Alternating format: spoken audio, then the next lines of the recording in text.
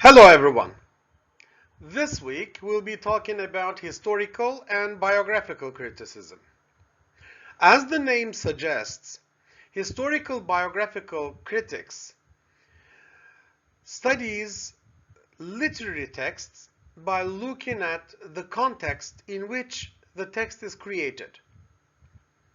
They look at the intellectual climate, they look at the politics, they look at life experiences of that particular author, and all these social, cultural, and political relationships that they believe create this particular text. According to historical biographical critics, a literary text is a byproduct. It's a byproduct of all social, political, cultural, and personal forces that can be reflected in the text itself. So by looking at the text, we can understand the period in which it was written, vice versa. By looking at the author and his or her life and living conditions, we can understand the text. So, are you ready to start? Let's start. It's always wonderful to start the lesson with a quiz. So here is a question. Russian formalists aimed to explain the what in or of a text? Meaning, dream symbols, intentional fallacy, literariness, or binary oppositions? It's a very easy question for you to answer. So, what's your answer to this question? Well, yes, you are most probably right. Option D is the right answer. Because if you remember, Russian formalists are known for their approach to literary text by looking at literariness. Because literariness for Russian formalists was superior to meaningfulness. In order to understand the historical biographical criticism, we should look at it from a historical perspective. Therefore, we have to remember what the previous centuries or periods looked like from the perspective of literary criticism. Now, remember, in the 19th century, the aesthetes were interested in compositional characteristics of a text as a profoundly and highly elevated language use. The aesthetes created texts, poems, novels, etc., with highly ornamented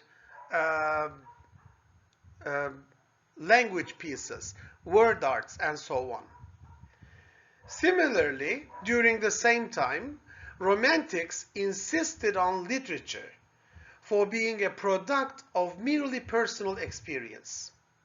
For the Romantics, it was a heartfelt feeling to write a literary text. Therefore, it was really personal and thoroughly experiential. Nature for the Romantics was especially important because they were running away from the cities to experience beauty. Victorians, at the same time, argued that literature had to be didactic in tone. They wanted to make sure that, very similar to Plato's ideas, literary pieces included some didactic, instructional, motivational bits and pieces, all of which create better citizens. From another corner, Russian formalists' focus was mainly on form rather than meaning. Very similar to the aesthetes, Russian formalists depended on ornamented and highly differentiated language use. For Russian formalists, escaping from daily language was what literary writing about. These schools, as one can imagine, do not consider the social and cultural aspects surrounding the production and consumption of the text. Rather, the aesthetes, romantics, Victorians, and Russian formalists were very much interested in what was actually in the text. I can hear you saying, how about another quiz? Here is your question. Which of the following is not correct? A. The aesthetes were interested in highly elevated and ornamented language use in a text. B. Romantics insisted on literature as a product of merely personal experience. C. Victorians argued that literary texts had to contain moral lessons. D. Russian formalists' focus was mainly on form rather than meaning. And E. The ideas above took the text as a cultural and political product. Well, you are again most probably right. E is the correct option because these schools and movements considered literary texts as textual materials written for artistic purposes. There is a small note for you to remember though. Victorians were not against aesthetics. They were not against beauty in literary texts. But they believed that the guiding principle was the moral quality of a text. So therefore, although Victorians believed in the beauty, the aesthetic value of the text, they demanded that the text carried moral, didactic tone. So far, we said that the text was particularly important for all the schools of criticisms or movements we have mentioned so far. So continue with the value and place of the text in historical biographical criticism. Remember, we have not started talking about the principles, the original ideas proposed by historical critics yet. We are just trying to remember the value of literary texts from the past up to when historical biographical criticism was born. Historical biographical criticism takes the text as a product of the time, culture, and the living conditions of the author.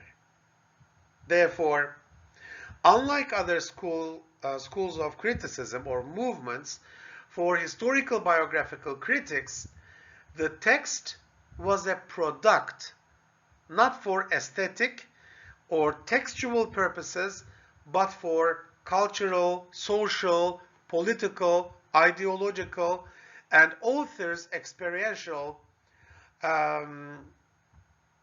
givens. Accordingly, this type of criticism studies the texts by relating them to external reality. Thus, the text speaks about other realities, such as politics or beliefs of the author. So there's a close relationship between the text as a reality and the external reality out there in which the text was created. Biographical historical criticism dominated literary studies in the 19th and the early decades of the 20th century, but still, even today, many critics make use of historical biographical criticism while studying certain literary texts. We can explain and understand why. As soon as we hear the term historical biographical criticism, Ippolita is the guy we remember. This French critic, Ippolita lived between the years of 1820s and 1890s. He was one of the earliest theorists who explored the relationship between the text and the external world, hoping to establish a scientific basis for literary criticism. Ippolita tried to make interpretations by applying the methods of biology to the study of literature. Remember, 19th century was the era of science, positive sciences especially. Charles Darwin and many others. The importance of the scientific method was so popular and huge that the discussions about scientific method was soon visible in the field of literary studies, although it is often not considered a science.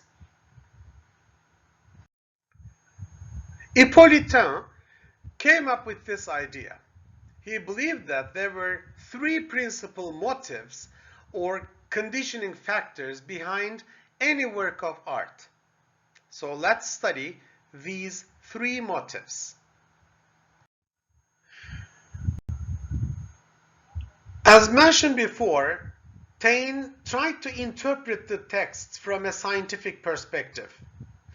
By borrowing methods from biology, among many other positive sciences, he studied literature, literary texts. In conclusion, he announced there were three major factors or motives that determined a text's existence. These three major factors were namely race, milieu, and moment.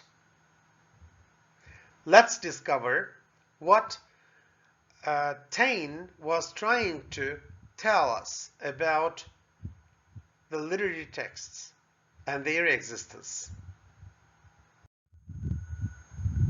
By using the term race as a motive, Taine was roughly talking about what we could today call culture. Taine referred to the national characteristics that typically surrounded works of art. Taine believed that certain creative artists of a given country, let's say England, Germany, France, Turkey, Iran, or whatsoever, wrote and published their texts at a certain larger setting. Therefore, although authors wrote in their rooms or in libraries, they were living in a big setting which he would call race, the country, the place where he lived. Therefore, national characteristics of that whole surrounding is visible in the literary texts the authors write. When Taine was talking about milieu, he was referring to the artist's own environment in a way that he or she experienced the world around him or her. That is to say, by using the term milieu, Taine was naming artists' own experiences. This experiential baggage includes the author's family and their background, their education, their travels, personal flames or flares, love affairs, and their financial status, religious beliefs, etc. Taine believed that all these forces made the individual a unique human being. However, This uniqueness, as reflected in the texts, are also visible. And to understand the text, critics had to identify what made these texts unique when the milieu, author's experiences, are considered.